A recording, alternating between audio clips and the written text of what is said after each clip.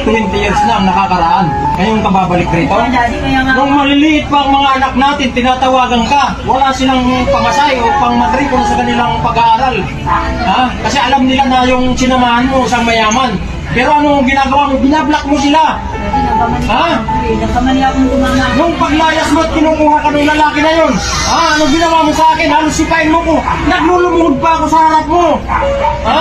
Para wag mo lang kaming iiwan ng mga anak mo. Kinuha, anong ginawa mo? Ha?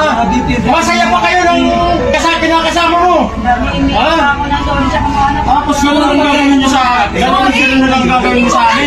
Kung ano yung ginawa ni tatay para sa amin, pinagtatos kami ni tatay para sa kanya, kulang na lang! Ha?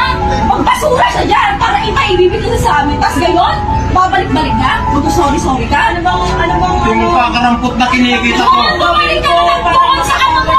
Sa mayabang mong kabit! Alam mo, pero sabi bilang mo. Nagkamali ako ng decision. Sandali! Hindi ka bilang kapatid mo. Ako, ang dalawang mata ko, paghihirap ng pati kay Kuya. Alam mo bakit? Halos hindi na natutulog si Kuya para na mapalaki yung mga anak mo. Kaya Hindi nga. mapalik ka na lang ng gano'n-gano'n. Hindi naman yung pwede akong pagbigyan na rin ng pamilya para magkasama tayo dati. Ang siya ko man lang inisip, nung panahon na yon.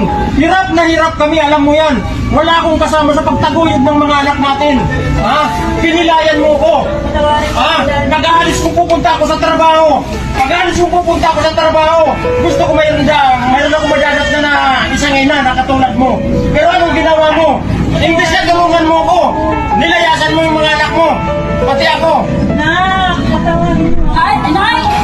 Gusto ko Kailangan ka namin ng nanay. Kailangan namin ng nanay. Ikaw na saan? Kahirapan ang ginawa ni tatay para sa'yo kasi nung wala sa kapit mong mayaman. Ang galing mo, ate, Ayaw ah. namin tatlo. Ano ba Lumayas ka na. Hindi ka na kailangan namin dito. Ikaw, punta! Sanay na kami.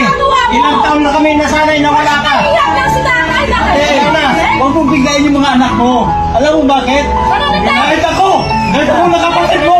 Nasasaktan ako na ginagawa mo. Ha? Ha? Tumutuloy